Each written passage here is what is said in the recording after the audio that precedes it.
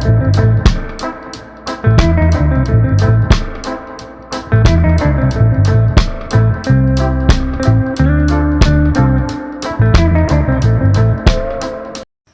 summer nights, mid-July, when you and I were forever one.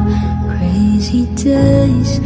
Hello everyone! Welcome back to my YouTube channel, and for today's video guys, ay magluluto tayo ng fresh scallop. So i-steam lang natin to siya gamit ang ating ginger, garlic, spring onion, at syempre ang sotanghon. So ayan na nga guys, so before that, lilinisin muna natin ang ating fresh scallop. Ayan, 6 na piraso to guys, so nalinisan ko na kasi yung isa bago naisip na mag-video. So let's go!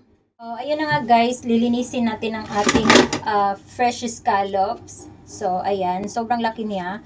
At gagamitan natin yan ng brush para ating linisin. So, ayan. Brush lang natin siya.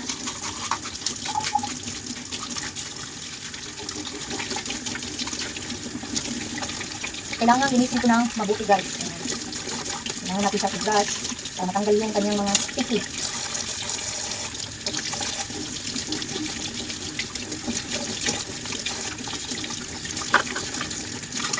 So, ayan guys. Nakikita niyo yan guys. Ayan. Ayan. Hindi na yan sa kailangan tanggalin. Hindi naman. Ito, tanggalin natin. Isa lang. Tapos, kailangan guys, ito. Ito guys, ito. Kailangan guys, ito, tanggalin to siya. Ayan. Kunin natin yung itim.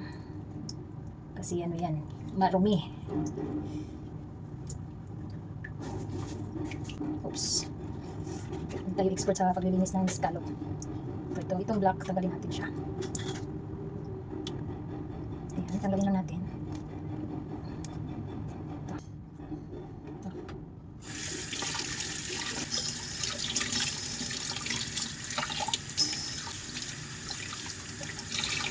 So, ayan guys, dahil nalinis na natin, ikakat lang natin siya dito. So, ikakat lang natin siya dito kasi sobrang laki. Okay. So, ikakat lang natin siya.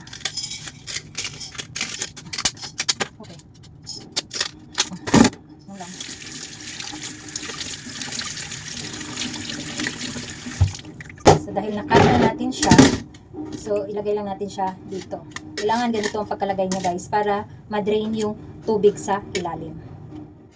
Here we go guys, our sotanghon. So, hugasan lang natin siya ng konti, and then ibabad din natin siya sa tubig para lumambot.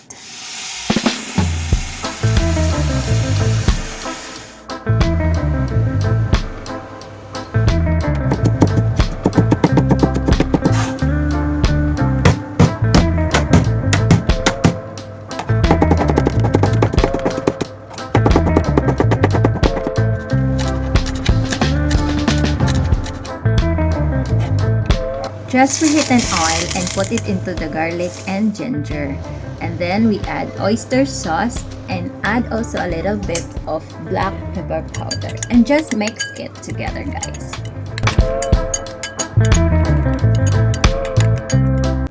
Alright guys, so just make sure na i-remove natin ang ating scallops sa shell before natin ilagay ang ating sotanghon. So here we go, the scallops guys. So I remove it into the shell, and after that, you just put the sotanghon on the shell, and then ilagay natin ang ating scallops sa ibabaw. And here we go guys.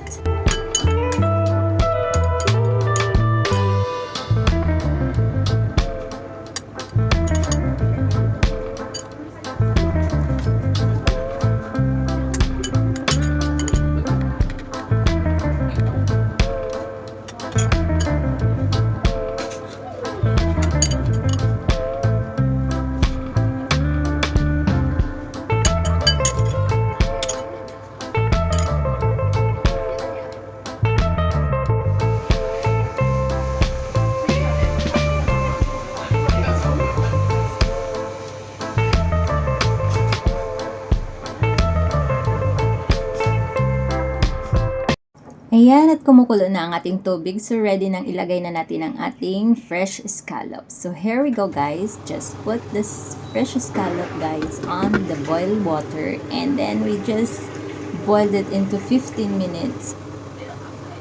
A few inches later. Alright guys, so it's almost done. So, pwede na nating ilagay ang ating pinaghalong sauce na oyster sauce, light soy sauce, and sugar. So we just add it on the top of the fresh scallop with sotanghon, guys.